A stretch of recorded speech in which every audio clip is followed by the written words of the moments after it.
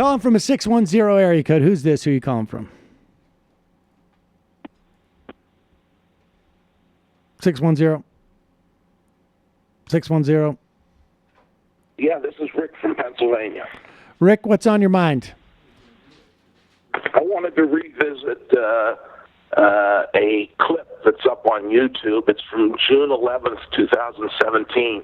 It's titled, "Stupid Young Man Calls In to Argue About Bell Curve with Sam Seder." Okay. That's a good title. You challenged the young man to give you proof or authority regarding his claim that the reason that schools in Los Angeles, both public and charter, are underperforming is because African Americans score lower on IQ tests. I said, give me evidence that their IQ tests are why people underperform on tests. That's not exactly what I said, but it's close enough. Okay. The materials that appear on your post on YouTube indicate that this Majority Report clip, in this Majority Report clip, a racist calls in to teach Sam a thing or two about brains. There's then a paragraph from Jesse Lerner, who is a blogger from the Huffington Post, and it's a quotation of his entire paragraph out of his post. And then there are 3 citations to books, if you don't want to believe Mr. Lerner. Look at these 3 books. And the first of those books is called The Black-White Test Score Gap. It's by Christopher Jenks. And all right. Well, why don't you get to the point that you want to make here? Well, the point is that there's overwhelming evidence that IQ and a black-white test score gap is at least partially hereditary. Okay. So, all right, and do you want to and do you want to substantiate on that, or do you just want to? I can substantiate for the rest of your show if you'd like me to. Well, why don't you just do it for a moment? All right. Let's take the bell curve. The bell curve came out. Well, let's start at the beginning. This whole test score gap started in the 1960s. The first book was by a woman by the name of Aubrey Shuey, and she wrote the book. Now, why would the test gaps start in the 1960s? I mean, what you're talking about is something. So interested in this gap. So you're suggesting this has always been the case, right? I mean, if this is intrinsic in intelligence, this has always been the case. What happened was that earlier in the century there was a lot of writing and research on this subject, and then the Second World War came, and the Nazis were in Germany, and after the war, nobody wrote about this subject until the 1960s again. Why do you think they were intimidated from writing about that? What did the Germans say about, let's say, just I don't know, the Jews? Were the Jews inferior? Well, the Germans rejected IQ tests. I see. Okay. But did the Germans believe that Jews were inferior genetically? Germans believed that Jews were parasites. Jews score highest on an IQ test. No. Excuse me. I'm asking you a question. Excuse me. Listen. If I'm going to allow you to spew your racist garbage, you, at the very least, should just answer my question. Did the Germans perceive the Jews as genetically inferior? The Germans perceived the Jews as parasites. Excuse me. I'm not asking you. It's a yes or no question. Did the Germans perceive the Jews as genetically inferior? I keep telling you what the history is. The answer is no. They rejected IQ tests. Wait. Because Jews performed well on them. Read your history. So wait a second. So the Germans did not perceive the Jews as genetically inferior. The Germans perceived the Jews as parasites who caused excuse me. Why can't you answer that question? They clearly perceived the Jews as being genetically inferior. Hey, hold on. Shut up for a second.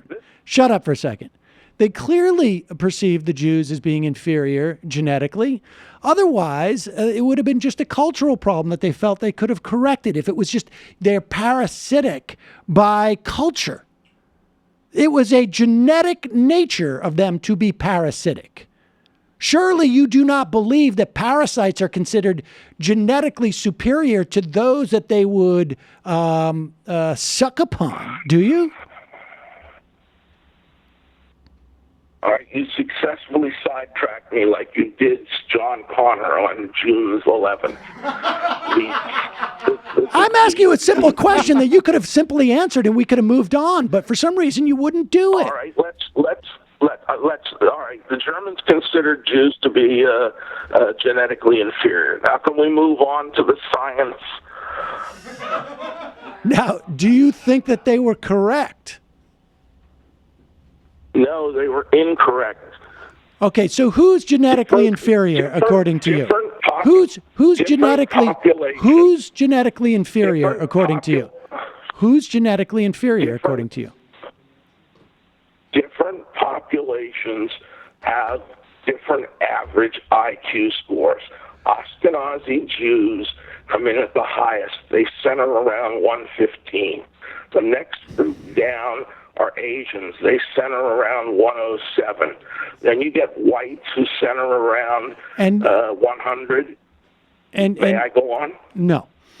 Because your presumption is that none of this is nothing. IQ is strictly a genetic trait, and that it is perfectly met. There are two schools of thought. One school, which I suspect you adhere to, is that intelligence has 100% cultural basis. The other school of thought is called the 50-50 school, and they're the ones that say it is a mix of nurture and nature. Well, it's not necessarily 50-50. It could be 90-10. It could be it could be 70-10. It could be if you are in a certain threshold of circumstances that it could have a different variance. And so I'm not 100% anything. But if your argument is that the reason why Los Angeles schools underperform, and I would argue that your assessment of what underperforming is dubious in the first place. I'm just repeating what John Connor said. Well, I don't know who John Connors is. He called you on June 11, 2017, and you called him a racist, and you challenged him to give you scientific evidence that there is a hereditary component to IQ. And he couldn't do it because all he had done was read an article in the newspaper. And you can do it because give you all the evidence you want. Okay, give me the evidence. All right. In 1994, after the bell curve was published and caused a big storm, a major storm, 52 experts in intelligence, these are college professors, I can give you all 52 of their names and where they teach if you'd like, they published an article in the Wall Street Journal, which was later republished in the journal Intelligence. And they gave 25 statements about what current science, mainstream science of intelligence is. The eighth such item is the bell curve for whites centered roughly, I'm quoting now, around IQ 100. The bell curve for American blacks roughly around 85. Wait, where's the scientific evidence you're saying? So the evidence that you're giving me is that 52 professors agreed with the book. Correct. Okay. You are aware that, like, as an example, have you ever heard of a guy named Eric Turkheimer?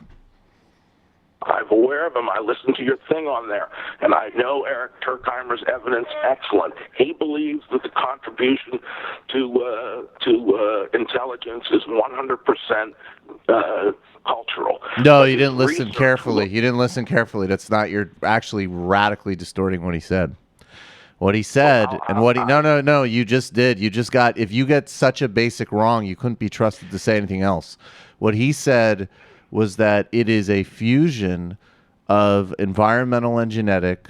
Partially, first of all, no serious person. What's your background? Oh, yeah, I was going to hold on. academically? No, forget background academically. That's irrelevant. No, it's not. What is your racial background? I'm white. But let's get it more specific. Are you an Ashkenazi Jew? No, I'm not. Jews aren't All right. white, Well, then, remember? as We know better than an you. Ashkenazi Jew, speaking to someone who is genetically inferior to me, according to you, I would can't suggest. tell Excuse what me. any- you can't Excuse tell me. anything Excuse about me. individuals. Excuse You're me. better speak, sir. Excuse me. Allow me, who is certainly. Respect the hierarchy. Yeah, exactly. Let me explain to you.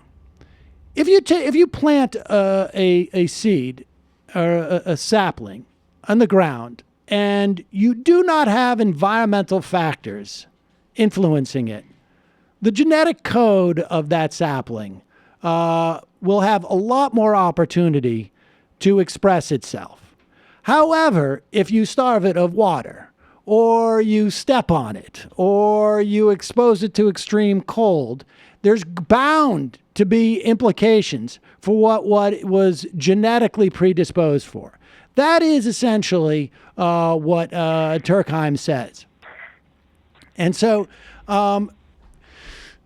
that in circumstances where the environment does not reach a threshold of preventing people, then you can see the expression of intelligence that is genetically what the genetic predisposition is.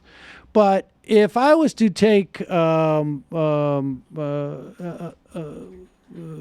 people and subject them to deprivation, to exposure to heavy metals, to systemic lack of education, to systemic malnutrition, et cetera, et cetera, et cetera, this would inhibit and influence outcomes far greater than in terms of what is genetic there. And so, all right, if your evidence is that there are 52 professors who agreed with the bell curve 25 years ago, then you have said your piece. And but believe me, not a as someone who is by his own admission and by his own research, of sub-intelligence to the person he is speaking to. You should take my word everybody for in it. this room. You are lesser than, sir. And also the way you've summarized Turkheimer's argument, honestly, you would perform very poorly on any kind of test. Because that's quite literally, he spent 15 minutes setting the table in that interview, in contrast to someone like me, by the way, who probably would have more of a, frankly, a historicized cultural view of what an IQ test is, which we didn't even get into. It is mainly a way of reaffirming culture. But that being said, Turkheimer spent most of the interview setting the stage saying that he absolutely did not think it was purely a cultural byproduct and does think intelligence is at least partially a genetically innate trait, and that all of his research, which debunks what you're saying, is in line with that theory. So if you can't even represent the basics of that, and all you got is 50 professors, and by the way, many professors signed letters saying that they didn't agree with the bell curve. Come on, man. Be serious. Or work within your limits and recognize that you just don't have the genetic capacity to operate at our level. It's the same mistake conflation these guys always make, which is that if you can identify a difference between groups, it means that those differences are down to hereditary. And that's complete bullshit, and that's not supported by any evidence. And that's what Sam Harris gets wrong about this, too. Precisely. And the idea that IQ doesn't change over time. The 52 professors state in item 14 that heritability estimates range from 0.4 to 0.8, indicating genetics play a bigger role than environment in creating IQ differences. But they obviously, listen, listen, this is a very basic concept. There's no way that can be standardized because environmental conditions change and are more severe. So if I give you person A, I mean, I don't even know why I'm actually trying to explain this to you, because I'm not even sure you're capable of understanding it, and you clearly don't want to. But in scenario A, one can have a genetic predisposition, and the environmental conditions would be less harsh than in scenario B. And so necessarily, environmental conditions will have a different impact, a disparate impact. There's just no way you can measure that. Yeah, let's let him go though. He's just a bigot. Sorry, guys. Bye. You're just a I'd bigot. like What? You can call to back. make one more. No. Yeah, you can call some other time. We got to keep moving. You can call back in a year Yes. on the anniversary of this call. You can call back. Because we're going to clip this one as well. Right. And Hell it's going to yeah. be stupid. Second racist guy calls in. Stupid elderly gentleman calls in. Yeah. Genetic inferior attempts to prove Yes. genetic superiority. Totally fails.